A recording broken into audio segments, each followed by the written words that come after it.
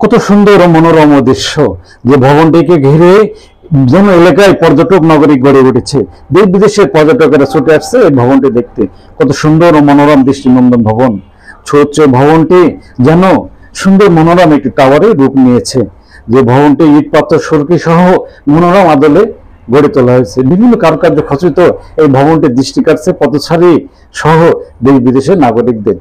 তাই তো বিভিন্ন সময় সকাল সন্ধ্যা সহ বিভিন্ন সময় ছুটে আসেন এই ভবনটি কাছে।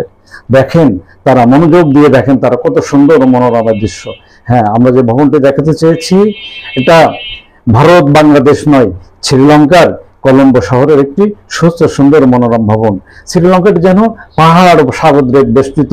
শ্রীলঙ্কার কলম্বোয় রয়েছে যেমন বিভিন্ন সুস্থ ভবন সহ দৃষ্টিনন্দন স্থাপনা সহ দৃষ্টিনন্দন মুহূর্ত বা দৃষ্টিনন্দন সিনারি।